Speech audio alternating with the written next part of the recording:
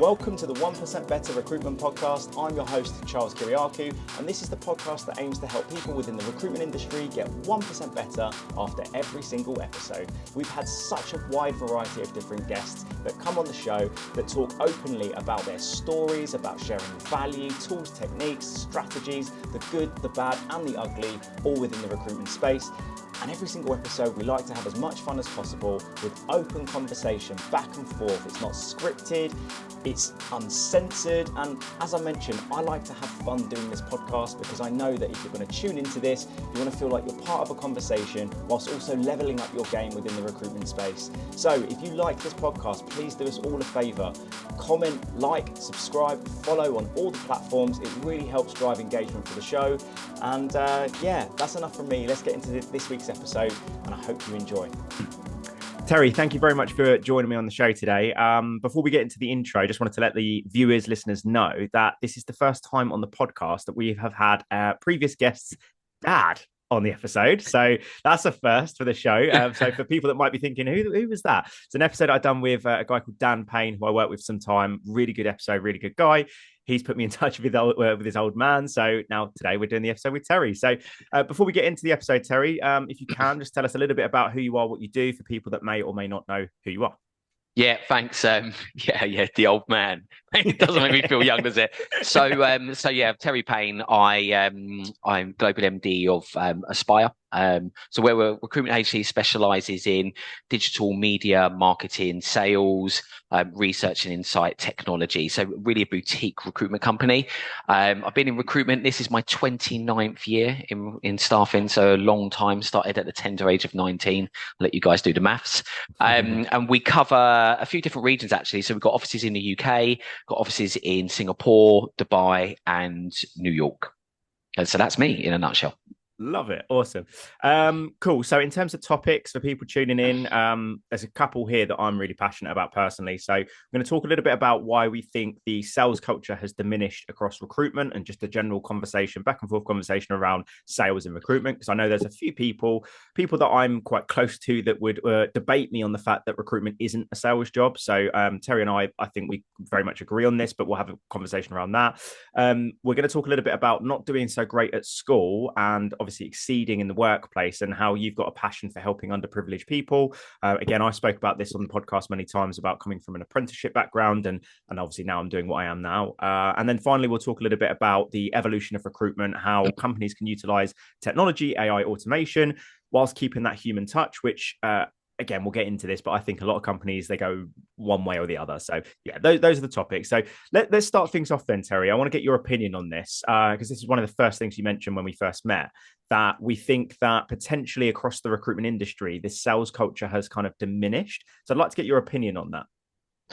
Yeah, I do. I think certainly since COVID. So previously you're in the office, you're there 5 days a week, and people are learning by osmosis. They're having that human connection to sell. And then when we go into a lockdown period and then people join recruitment companies in lockdown, everything becomes quite two-dimensional. So they're meeting people on Teams, the face-to-face is diminished. And I just think sales in terms of the skills are really dying off. We had a growth in the market, which kind of helps revenue-wise, but doesn't help people's trajectory in sales, where a lot of recruitment companies in 2022, because of the boom, became quite account manager-led. Vacancies are coming in thick and fast, so that technique of selling isn't there. And I think people have built up an anxiety around meeting humans, being able to sell to humans, and overcoming objections. And we don't train it enough now, the way that we used to. We tend to focus a little bit more on tappy. I use this saying in my office, less tappy, more phony. And I think it's diminished because there's this anxiety around connecting from one human being to another and relying on social media to get us there. But it doesn't work. I think there needs to be a bit of a balance, doesn't there? And again, obviously, we'll talk a little bit about utilizing technology because, if you're just there's two ways to look at this, right? If you just do your automated spec out emails, e-shots to the database, LinkedIn posts, all that marketing stuff, but then you're not picking up the phone. And I've mentioned this to many people on the pod and within my coaching sessions, meetings. I sometimes go into offices, Terry, and it drives me absolutely mental when I see someone that's done an e-shot, which personally, I'm not really an e-shot type of person. Someone comes back and says, yeah, candidate looks good, but we're not hiring right now. There's a number and they don't call it. And they're like, oh, they're not hiring right now. And I'm like, mate, call them, build a relationship, gather some information, figure out when they're going to hire. But they just said they're not, so I'm not going to call them. And I'm like, mate, what are you doing? But then you've got other offices that are the complete opposite. They go, oh, we don't do any automation. No, we don't do any of that LinkedIn stuff. It's all just cold calling. It's all on the phones. You're like, guys, like there's surely something in the middle where you can, take good parts of either of those and then just have a bit of harmony. Do you know what I'm trying to say? Yeah, no, absolutely. I think it's utilizing so to get a big good salesperson, you need to use that human aspect. You need to connect one human being to another. I think we've come a long way since I started in recruitment, where we used to phone through telephone books, right? We used to put enabled outside and hope that someone would walk past and take a job. And I think automation has its place in terms of being able to reach out and a channel to warm someone up, to create an interest, right? So they're like, okay, there's a small interest there, but it cannot replace that human connection. So I always take things outside of recruitment as a good example. If you think the date, I mean, I haven't dated for a long time, I've been married for 22 years, but if you think about the dating game, so now people will start off with an app. They'll swipe left, right. They will then meet someone. They'll look at someone's profile. They'll have a few messages backwards and forwards. But at some time, to build a meaningful relationship, you have to speak to that human. Sales is no different. To have a meaningful relationship, certainly in recruitment, we're building long-standing relationships. We're not selling iPhones where you can order it online, it gets delivered tomorrow. We're actually selling a relationship. We are selling a service where we are there for their needs as they grow as an organization. And if you don't connect with human beings, you're never going to build that rapport. You'll just be an order taker. I think successful businesses are built on long-standing relationships and they're built on trust. And that's why I use that analogy, is because you wouldn't ever marry someone that you've only spoken to on text, right? You would have to go out, you speak to them on the phone, you go for the first date, you continue to go on dates, and you build that rapport. And that's where I think you can't go completely on digital, and you can't just be phone bashing either. So just on your other point, so why phone bashing is great, but everybody responds differently to how they warm up to an opportunity to maybe utilize your services. Some people love a marketing channel of a voice note. Now, we found a huge amount of success in voice notes because it gives that human interaction, but without them to have to throw an objection at you. So it's a soft way of doing a cold call, if you like. Some people like an email. Some people like a text message. So you've got to utilize all these different channels, but with one sole purpose: to get to a point where you'll have a chat. Yes. And that's the key. That's the key bit for me. 100%. I like the fact that you brought up voice notes, because that's huge. And not enough recruiters know about voice notes, especially on LinkedIn. You can't do it on your PC. You have to do it on your mobile. And if you've got somebody's mobile number and they're on WhatsApp, mate, the amount of success I've had from people. I got a voice note from someone about a week ago. I've been trying to work with this company, no word of a lie, since the first couple of months I set my business up in August 2024. We're recording this in end of basically July 2025, right? And he replied to my voice note the other day saying, if it isn't the best business developer in all of recruitment, Jesus Christ, you're like a dog with a bone. And I was like, I really want to work with you, and I know I have value to offer you. But he only really responds to voice notes. He's never looked at any of my emails, right? Recruitment founders, unless you correct me if I'm wrong, but unless I've got a good profile, there's not a lot I can offer on an email, but on the voice note. And yeah, anyway, I think voice notes are really, really powerful. I want to ask you something, though, as someone that's like leading a sales floor and stuff, because I know a lot of people I've worked with, a lot of people that listen to this that are management, founders, etc.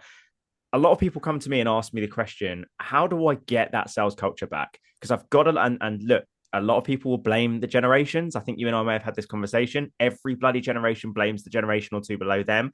I think that's nonsensical, personally. I think it really comes from the standards you're driving, etc. But what about if a recruitment founder, let's say a company of like 10, 15 heads, and they're trying to do sprints, they're trying to introduce some of these activities to get people on the phone, etc. But there's that dreaded noise of the keyboard clacking in the background and no one's picking up the phones. What does that person do to help generate more of a sales culture in that business? Yeah, this is a great question. I think first of all, you need to make sure that you're recruiting to the right behaviours. You need to have people that actually are social creatures, that do want to pick up the phone, that are good at having conversations. Too often we think that we can get someone in, and if they're quite shy and they're reserved, then you can't, right? So you've got to have these people that have the right behaviors. They're outgoing, good communicators. But I think with salespeople, the biggest thing for me to be able to create that culture is you have to give them the tools that allows that culture to be born. And I'll give you an example. Often when I see salespeople doing clicky, clicky, clicky, what they're actually trying to do is to try and, so let's say that they're looking for some new business leads. They'll look for some new business leads and they'll click on one, and then they'll phone that one, and then the phone goes down, then they click, click, click, click, click. So you've got to, first of all, have sprints and build momentum. But what you have to do is give them the tools to be successful. So one of the things that we did is I analyzed what was keeping people off the phones. It was lead generation. They're doing the right things, Charles. They're out there, they're looking at Lusher, and they're looking at all these different platforms. So we introduced an AI agent that basically did the lead generation bit for them. Okay. So now they've got a list of people they can phone back to back to back. So that was step one. Take that objection away. So you can't be clicky clicky because we've done the clicking for you. The second thing is making sure we put some automation in so that we're utilizing a platform that allows them to know exactly who they've got to phone and when. That was the second bit. And then the third bit is creating an environment that people are allowed to just make the noise they want to make, that they're all selling together at the same time. So we mandate our sales time. So we have sales sprints 10 till 12 when we're in the offices, Tuesdays, Wednesdays, and Thursdays, and they're non-negotiable. So anybody listening to this, oh yeah, but that sounds like it doesn't. Because what happens, the biggest feedback I've had from salespeople is a lot of them are happy to sell, but they don't want to sell in silence. They don't want to be the one on the phone where everyone else is clicking, clicking, clicking, because we get more worried about the person next to us than we do with the person receiving the information down the phone. So by creating that environment of a non-negotiable, allowing people to make mistakes, we get a better result from them. And then the final point is to train people in sales, train them. You create a sales environment by taking away the pain of picking up the phone. So you have to create habits. So you have to make sure that people are constantly doing it. Celebrate the mistakes, celebrate the fact that they used a load of closed questions when they could have used an open question. But we do training every single week, some of it online. We do. And then some of it we do face-to-face as well. Yep. So we're constantly upskilling them. So just a bullet point though is give them the tools, create the environment, mandate the sales times that everyone's selling together because we all learn by osmosis, and continuously train. Continuously, because I don't care how long you've been in sales, the more you train, practice makes perfect, doesn't it? 100%. And think about it, right? Any sport you can think of in the world, or any art, any craft, right?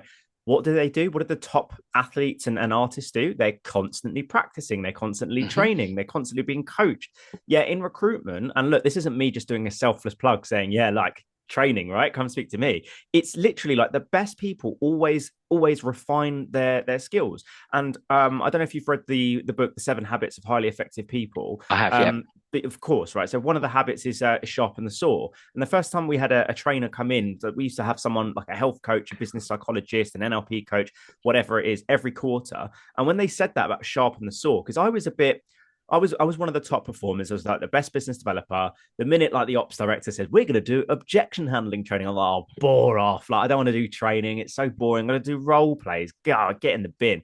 But as soon as that guy came in and said, look, you're fucking good at this, but if you don't keep practicing and refining stuff, that sword eventually is going to get quite, blunt, and you want it to be as sharp as possible. You always want to be sharp. And I'm like, yeah, but I don't like the whole training thing. It's just, I don't really like it. And he goes, okay, well, take yourself out of the situation. What about everyone else in the room? If you already know this stuff, yeah, sure, you're sharpening the saw, but the sword even, but like, look around the room. You could help other people with your knowledge. And as soon as I kind of reframed that, I was like, actually, do you know what? Sure, I'll go into it. I know all the answers, but some of them I might go, oh, actually, I haven't thought about that, or I haven't done that in a little while. And my answers were also helping people in the business. And because I was one of those people that, yes, I was one of the top performers, but I always wanted to help others, hence why I'm doing what I'm doing today. So I kind of went into the training room as a, both just sharpen the sword, kind of already know this, but I want to help others as well at the same time. But I totally agree with you with the constant like uptick of the skills and things like that. So yeah, so what else then? So you've bullet pointed a few things there. What about here's a good question for you, because this has come up quite a few times. This is like a bit of a real life example. Couple of like senior consultants come back and say, Terry, Charles, I've already got loads of jobs. I'm not going to do BD. Like, I've got jobs on my desk. I need to resource. I'm not going to do BD. Yes. So one of the things to remember, and this is coming from a long time in recruitment, is not everything in recruitment is a straight line. People think, okay, so let's just take a funnel. I'm doing my BD, then eventually after all of that heavy amount of BD, and by the way, normally when people have got enough jobs now, it's because they didn't have enough jobs before. So they're doing all this heavy BD. Eventually they picked up loads of jobs and then they stop. Now, what happens is the BD we do today gives us the opportunities of tomorrow. So recruitment works on average in a 6 to 8 week cycle. The BD calls that I'm doing today, from conversion, so from cold call, if I'm lucky, to conversion, is probably 8 weeks.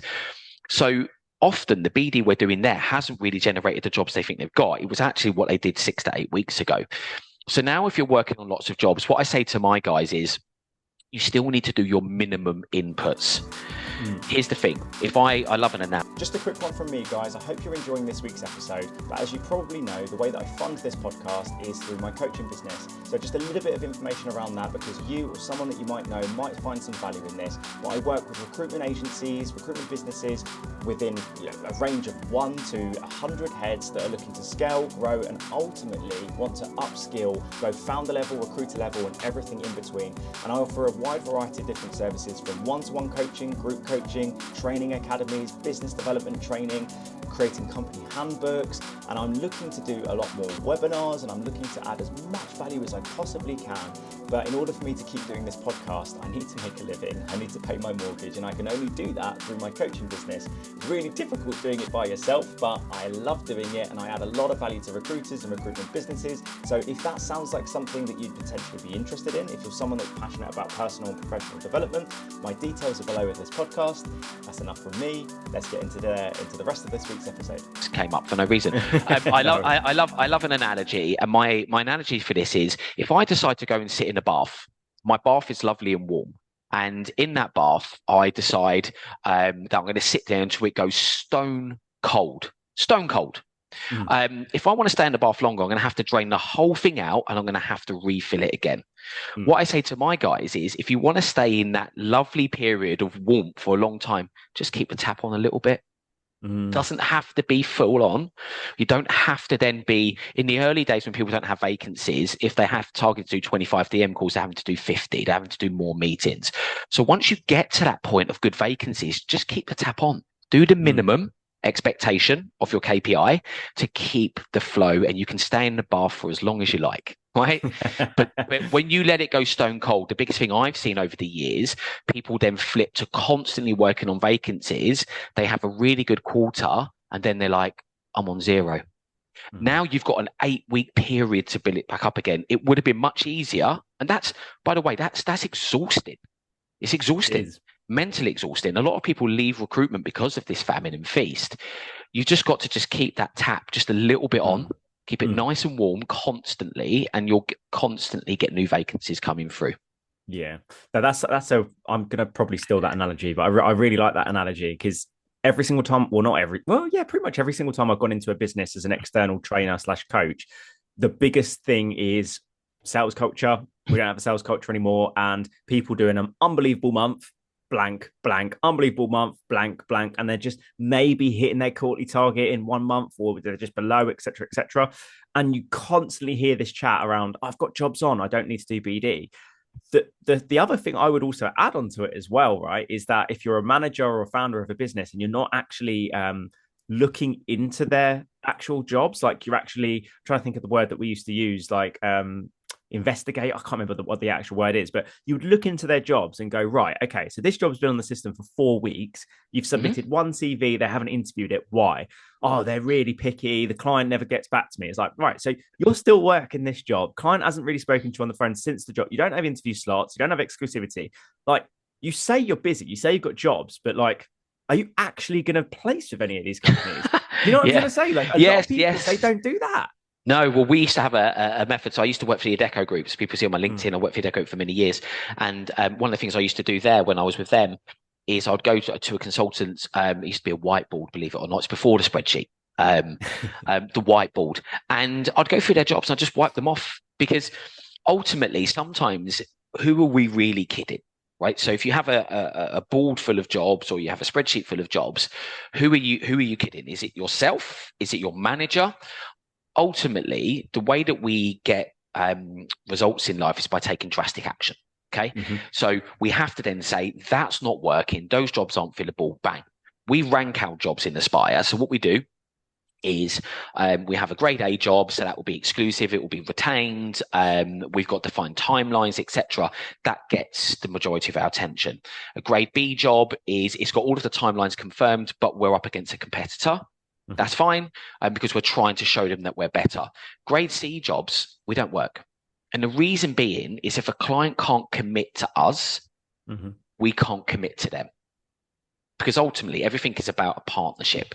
And so we make sure that those jobs are the right jobs first and foremost, and then that's going to give you the output. But I do think that when what you're saying there is, the between sales and service, one thing that people don't really think about is it's just planning. You've just got to make sure you plan. So by we mentioned earlier about having sales sprints that are non-negotiable, everything outside of that, if you've got a busy job stock, it's 2 hours a day. We have 8 hours in a day, minus your lunch break. You've still got 5 hours to do all of your tappy. But keeping that tap on and keeping that water warm is so important, because a client today that is giving you lots of business, our job in recruitment is to get them to a point that they don't need us. So you need to make sure there's always that need coming from other clients. Yeah. So within those 2 hour sprints, then, what sort of activities are the consultants doing within those 2 hour BD sprints? So they'll do a number of different things. We do something called specking. So we send our specs out on the Monday, and then I've trained my guys in then picking up the phone to clients and selling in product.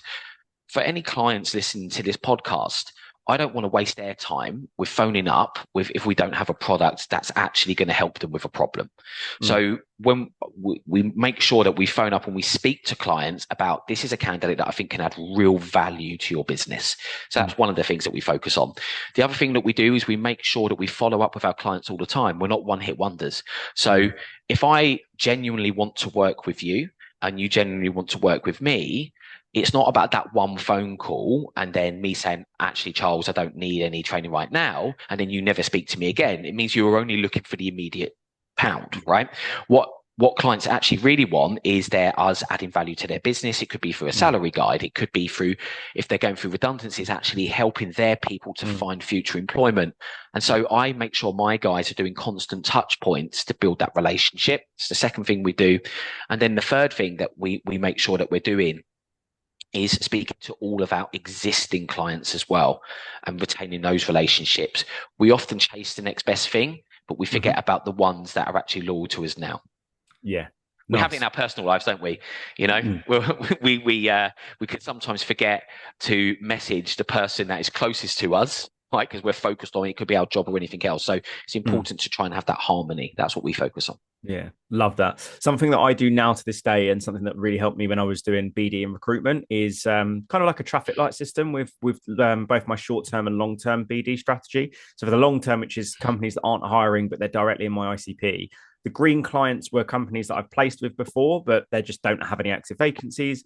Orange or yellow is ones that I've either met with, had good conversations with, I've got some sort of relationship with, but might not necessarily work with them yet. And red is just dead cold. Never got through to them. They haven't replied yet. Same thing with my leads and things like that. So sometimes if I'm having a bit of a day and I've woken up, I've not had the greatest sleep, I'm not in the greatest mood, maybe the red list ain't the one. So I would go to the green, and then I would just have those what some people might call friendlies, like your mates in the industry that you've got relationships with. They're kind of a warm call, and that can help start the engine up and then get you into the flow. And you have a couple of those good calls, and they go, you know what, Terry, we're not actually hiring now, but do give me a call in a couple of months. We're gonna have sign off then you might have a bit of that momentum to then go to your red list and then start speaking to the slightly more cold ones. Because I think a lot of trainee or like just recruiters with less experience that maybe don't have that grit yet, don't have that resiliency. If you just start off with the dead cold ones and you just get hung up on the first three calls, which to be honest, like these days, and I'm working at home in this office by myself, is pretty savage. When I was on a sales floor, we used to laugh about it. It wasn't so bad. Do you know what I mean? I quite enjoyed getting that. Oh, I've got a client to tell me to F off. But yeah, that was my little 2 pence. Just a quick one before I move on, because I really wanted to talk about the next topic. I wanted to get your opinion as well about, because you mentioned at the start of the conversation around since COVID and the sales culture and stuff. How much do you think the work from home culture has affected sales culture in recruitment? Because pre-COVID, work from home was very, very rare in the industry, like very, very rare. The only time we could ever really work from home was if you had a doctor's appointment and you might bring your laptop. I mean, I didn't have a laptop until 2020, to be honest, my whole recruitment career. But yeah, I just wanted to get just very quickly, your thoughts on, how that may have affected sales culture. I think it's hugely affected sales culture. I think that you're going to have people that will say to you, no, I can do everything on Teams, to a degree. But you cannot replace walking into an office, meeting the person on reception. They come out, they meet you, the smell of the coffee, you walk through the office, you sit on the seat, and as you're walking through, they ask, how was your journey? And you talk about the journey, you talk about the tube, you talk about the person standing next to you with the newspaper and you couldn't breathe. They then ask you how far you've traveled and where you live and your accent. If you're me in South London, but I live in Devon, and then, I holiday in Devon. Now, what people forget is when you're dealing with that, just put that there for a second. On Teams, most meetings start on time and finish on time on Teams. Mm-hmm. Rapport building is not really there, right? You're seeing people two-dimensional. A lot of sales is done in those moments of human connection, right? It's subliminal. So you'll have something in common. You may find that, they go on a holiday to Devon, you live in Devon, or, the coffee, the time. Nobody rushes you out of a meeting face to face, yet they rush you out of meetings on Teams. So for me, and even the pressing of the flesh, just shaking that hand, that human connection, and that's why you get a lot of anxiety around sales, because then when people are locked in a room constantly and their first human contact, you get all of those nervous emotions. So I think it's massively affected sales. I think we need to remember, as humans, we're social creatures. The reason people didn't like lockdowns and kicked off when the government were having parties in number 10, I didn't get an invite, was because they wanted to go out and socialize with their friends. They wanted to go out and be with people again. Yeah. Sales is the same. If you really want to get a meaningful sale, you want to be face to face. There is place for Teams, and that's great, in terms of being able to have those first meetings and that first introduction.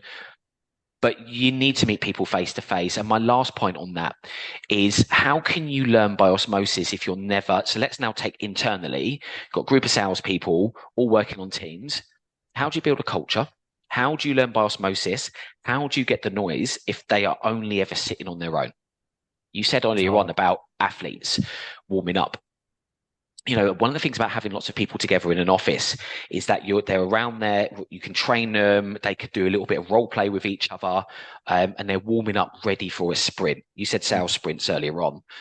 Usain Bolt doesn't turn up at the Olympics without stretching and just go straight off, right? He warms up. He spends that time with his teammates. They talk through the strategies.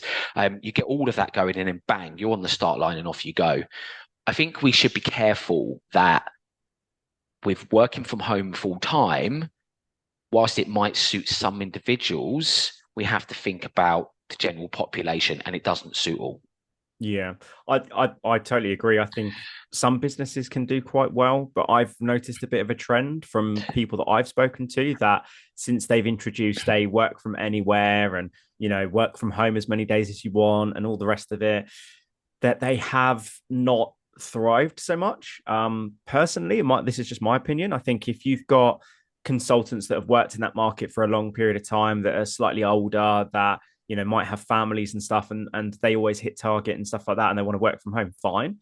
I think if you're a company that wants to start hiring trainees and develop talent from early on in their career, I just think, right, like, I started as an apprentice in an office, in a big sales office, proper sales, a bit cowboy, I'll be honest, but very, very salesy. And I learned from just looking around, and like I'd be dialing out and then watching my manager do a sales call. I'm like, oh, I'm going to use that phrase.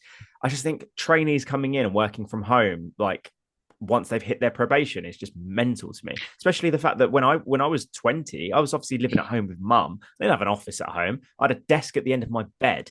Do you know what I mean? It just felt very odd. It felt very odd. I'm very fortunate. I've got my own house. I've got this room is specifically for work, and you know, I obviously play games and stuff in here, but I work in this room, and I have a separation from where I sleep, where I eat. So during COVID, I was eating my breakfast in my room. I would be working in my room. I would be sleeping in my room. I'd be watching movies with my missus in my room. I'd be everything in that, and I went batshit mental during COVID because there was no fucking separation, and I wasn't around people. And then that first client call that you had, which was, Charles, we're not hiring, no one's hiring, fuck off.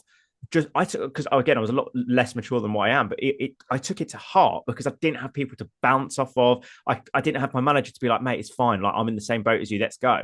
But we had to do that on Teams. It just felt so wrong, in my opinion. Well, it does. And if you think when you're growing up you know, obviously I started in offices, a lot of our social skills, they're not just necessarily developed when you're at home with your friends. We develop how to go into a cultural environment to be around people we don't know, that they're probably not even people we would hang out with outside of work. And what that allows you to do is it allows you to raise your EQ. Emotional intelligence. Sales is about emotional intelligence. When you go into a room, if someone is a reflector, you may have to give them time to reflect. If someone, a decision maker there, is more introverted and actually wants to focus on data and facts, and you've got a decent EQ, you'll focus on data and facts. If someone is much more outgoing, so the photos of their children are facing out, you know, they're going to be more receptive to talking about family. And you learn that by putting yourself in environments that are not your own home and the environments you would always be in. EQ is one of the most important things you can have in sales. And EQ is learned by putting yourselves in uncomfortable situations and around people you wouldn't normally be around. And most people meet their wives, their friends, their best friends at work. And when we're not doing that, we're cutting off that social network, which is why we can end up with a lot of people having social anxieties now. Social anxiety has been massively on the rise. Why? Because people weren't socializing. Socializing is not just hanging out with your mates. It's actually getting on the bus and, you know, someone looks at you and goes, excuse me, could you help me with my bags? Yeah, all right, with your bags, love. Yeah, off we go. So, you know, we need all of those things, and they help us develop as human beings. And we need to think about that for young people coming through the workplace. Yeah. Oh, mate, honestly, another thing on top of that as well is the rise of social media and tribalism, right? I saw something on a podcast a few weeks ago, sorry, about 2,000 years ago. We had tribes of people that would dress a certain way, speak a certain way, eat a certain way. They come along to another tribe, they would massacre them, and then they would steal their food, steal their clothes, etc. Nowadays, we are just that way, but on social media. So I've been on meetings before, Terry, where like when the 2024 elections was going on, and someone goes, "Oh, who do you think is going to win, Kamala or Trump?" And I was like, "I reckon Trump's got it in the bag." They're like, "You're not a Trump supporter, are you?" And I went, "I'm not either. I'm in the middle, but I just think he's going to win. I think he's a better candidate." They're like, "Oh, right, you're just a Trump person." I'm like, I'm not. I'm just like, all of a sudden that person, like, I don't want to speak to you because I've said one little thing. So going back to your point about, you know, going on the bus, going on the tube and stuff like that, you know, people want to just stay with their own, so much so that their whole social media For You page is all their ideology, all their philosophy. And, you know, people working from home and all the rest of it, they're just staying with their own. They're not experiencing, because you hear a lot about diversity, but a lot of these people that preach about diversity stay within their own like tribe basically, and don't want to listen to other people's thoughts, opinions, etc. Right, and that's the beauty with this podcast. One of the first ever guests I had on was Jo Major, who's the founder of Diversity in Recruitment. Shout out to her.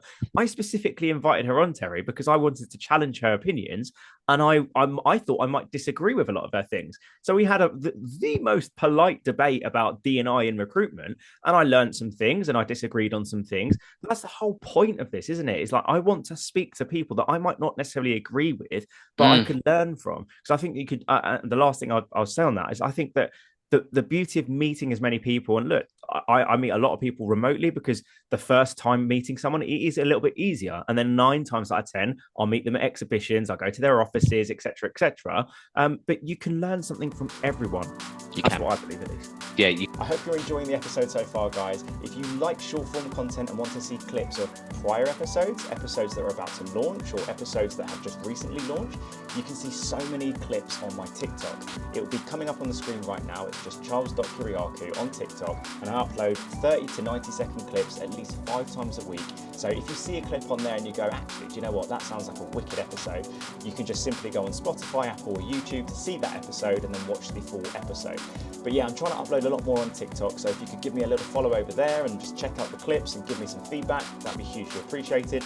And just one more thing as well, if you're getting this far into the episode and you haven't liked or you haven't followed or subscribed or anything like that, you're going to miss out on so many good episodes. We have so many good guests that have already come on, that are coming on, so please make sure you're following, subscribed, etc. Oh, and finally, I have a newsletter that it comes out every single month so you don't miss any of the episodes. So follow on all those areas, and yeah, let's get into the rest of the episode. That's what I believe, at least. Yeah, you can. And I think it's important to be able to make sure you push yourselves to be out there more to do that. Oh, 1,000%. Well, look, I'm conscious of time. The second topic I wanted to talk, as we spoke for half an hour about the first topic, we're both very passionate about that. You told me very briefly about your story, not doing so great at school. And obviously now you're global managing director of a very successful recruitment business. And now you've got quite a bit of a passion for helping people from underprivileged backgrounds. I mean, if you don't mind, just tell us a little bit about, that time at school, kind of what was difficult about it. And yeah, just tell us a little bit about that. Well, I grew up on a council estate in southeast London, hence the accent. I found education quite difficult. I felt that it's interesting, isn't it, that I'm quite outgoing, and a lot of salespeople are. And, school was very much sit down, be quiet, copy the information from here to there. It just didn't suit me as a person, and I struggled with that. Never really struggled in terms of ability, but just struggled with the structure of it. So I ended up leaving school at 16. Very, very young. Then got into just doing lots of different jobs, warehouse. I was a greengrocer at one point. Crazy. Sold quite a lot, actually. It was the fruit that was going off. And I wanted to get into a decent career in recruitment. And I remember going around to a couple of recruitment companies. I won't mention their names, but they're quite big recruitment companies. And the door was getting slammed in my face because I didn't have a degree, or because I'd left education at such a young age. And I thought to myself, I can't believe that although I'm turning up at your door, I believe I have the skills. The fact that I don't have a piece of paper and not gone and the opportunity to go to university. So my school was in inner city London. It was one of the bottom Ofsted schools. There was not the ability to learn. The teachers didn't want to be there, and the kids definitely didn't want to be there. Yeah. Then, with universities, there was no way, the upbringing I had, my parents had no money, that we were ever going to have those opportunities to go to college school. We had to work. We had to contribute. And then eventually, there's a guy, shout to him, Keith Raymond, who I went and met him, and he gave me my first opportunity in recruitment. And I said, everyone's turned me down. Why? And he said, well, because you're here and you're asking for it. And so I'm going to give it to you. And then off I went. And then as I've gone through recruitment, I've seen that we often, you talked about diversity inclusion, we often focus on recruiting people that, it even says it in some job specs, must be educated to degree standard. And it could still be in sales, in recruitment. Well, what degree is going to teach you how to pick up the phone, right? So I've then focused on the way that I bring people into the business now is on behaviours. It's not on their qualifications. Are they resilient? Are they good communicators? Do they have a growth mindset or a fixed mindset? Some of the most well-educated people have a fixed mindset because they've been quite entitled. And by doing this behavior system, what it's allowed me to do is recruit people that have a same ethos of how to behave as a human, which means you get a high performing team. And what I'm trying to do now is make sure that I give people those opportunities to be able to come into a business regardless of educational background, regardless of race or gender. It has nothing to do with that. For me, if you can demonstrate those behaviors, so we mark those behaviors, so tell me a time when you've been really resilient. Some of the stories that come out, Charles, of, they might have lost a parent and they had to step up, and, these things that we go through as human beings, if people can have got resilience and they can demonstrate that, they will come in and they'll do a good job because they have a reason to do a job. Yeah. And that's why I'm very, very passionate about it. Later on, in my career, so I've just finished my master's now. So, and I did a master's because I wanted to prove to myself and to other people that education sometimes is not just about ability, it's about opportunity. And I didn't have the opportunity when I was younger. I've now finished my master's with Exeter University. And that's just demonstrated that not everything has to be linear. It's not just, don't have to do it when you're 18, you can do it when you're older. Yeah. And also wanted to show people that regardless of your upbringing, there are opportunities out there. You just got to go out and get them. And for any clients listening on the podcast, is just a piece of paper doesn't tell you what the person's like. Some of the most successful entrepreneurs out there didn't finish school with a bachelor's degree. Nothing against bachelor's degrees, right? So they are, and I celebrate people that can go through it, but it's just what I don't subscribe to is that all of the top jobs must go to that type of educated person.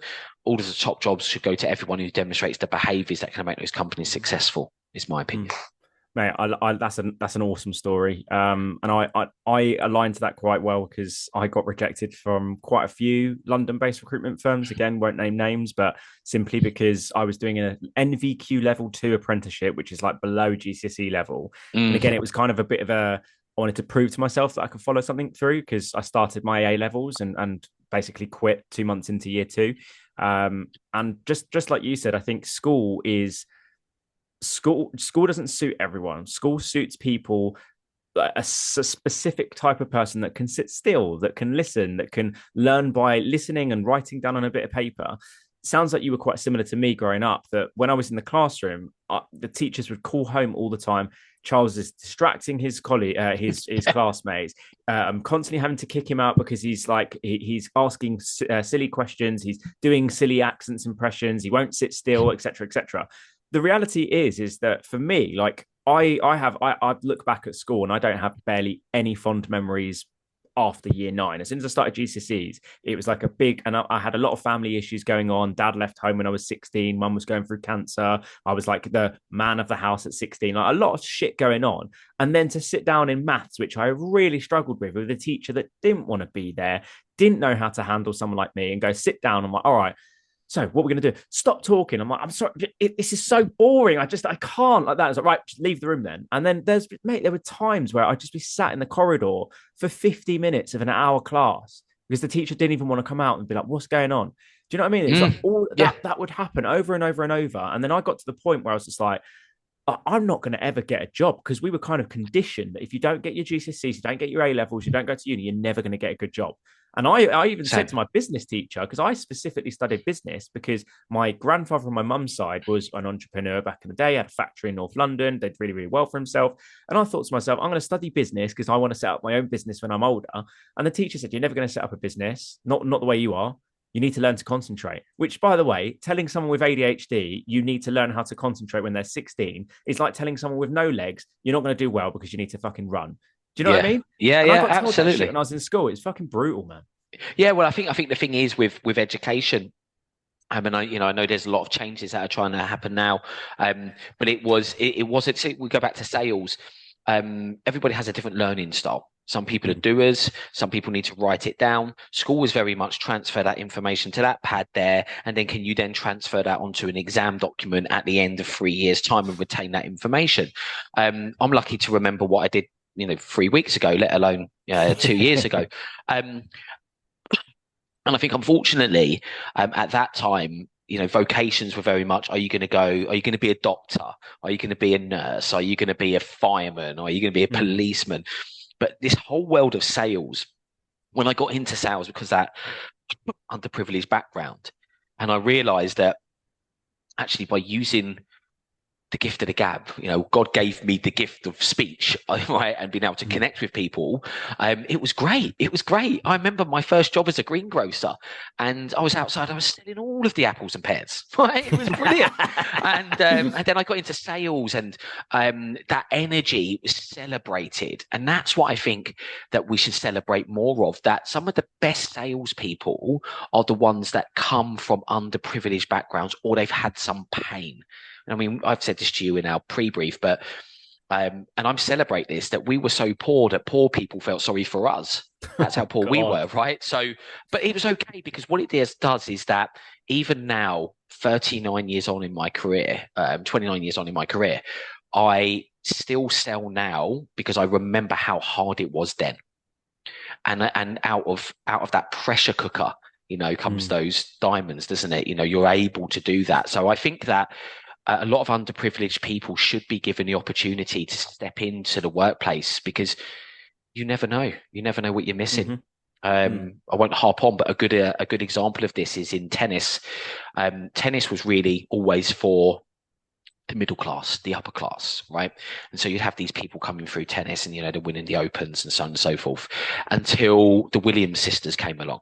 And the Williams sisters came along, from an underprivileged background, and their dad really, really pushed them. Grew up in the ghettos in the US, and went on to be some of the best female champions we've ever had, and won more majors than any other. So out there are people with huge talent that doesn't always get given the opportunity because of where they were born. And I think that's what we need to change in the workplace. Yeah, man. I think I'm a massive combat sports fan, as you can tell. I've got the Thai boxing gloves, boxing mitts, and all the rest of it.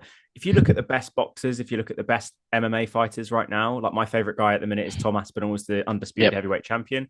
Look at his background, right? He was saying, I saw him on Stephen Bartlett's podcast, and he was saying that when he was 25, his wife gave birth to their third child, and he couldn't afford nappies. He was a professional fighter, so he had to call his mates up and say, can you go and buy me some nappies? I don't have any money.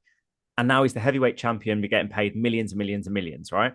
If you look at some of the fighters that have come from privileged backgrounds, there's only a very small amount of them. And largely the people that have come from, and I'm not talking necessarily like my dad was a millionaire, but people that have come from that haven't had to go through some of the trials and tribulations you and I have gone through. What's different about them? The difference is they've got someone or something to prove. I've worked with consultants that, mum and dad are still together. They do really well. They did all right at school, yet they're a top biller. And I'm like, what? How? My dad is successful. I want to outdo him. Yes. My mum doesn't think that I'm going to be a successful recruiter. I'm going to show her. So if you don't come from that type of background where, you never had money or whatever it is, it's largely something along the lines of, who am I proving wrong? That's like a big takeaway I've taken away the last couple of years. Yeah, it is. You've always got to have someone to chase, and you've always got to be chased. And if you do that, and sometimes it's just chasing yourself, right?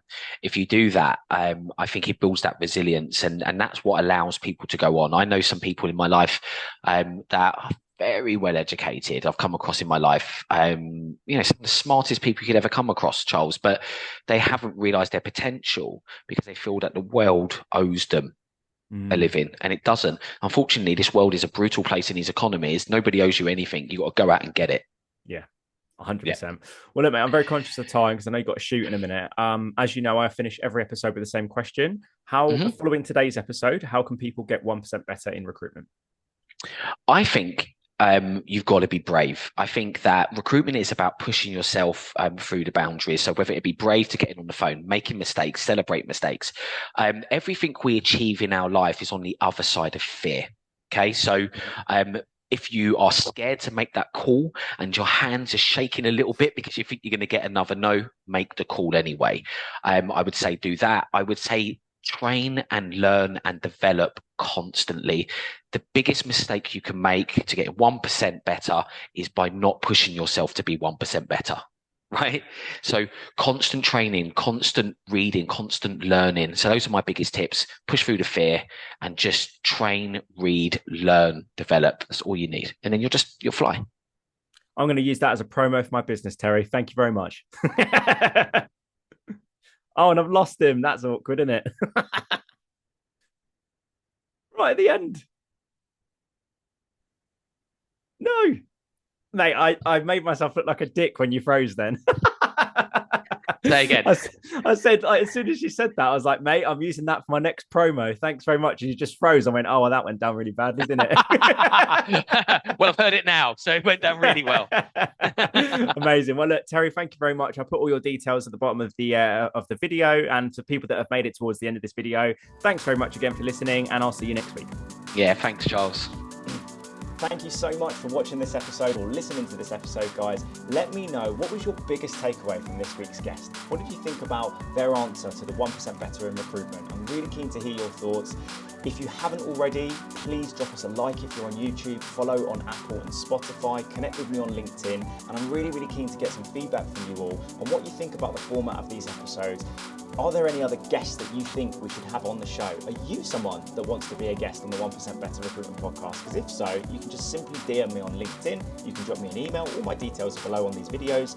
And I'm always interested in having absolute legends come on the show that want to have real open conversation, that want to talk about things that could even be potentially controversial. We could debate certain things, but the whole point, as I mentioned at the start of the video, guys, is that my whole purpose with this show is to help the recruitment industry get 1% better after every episode. So make sure you're following, subscribing on all the different platforms, and I'll see you next week.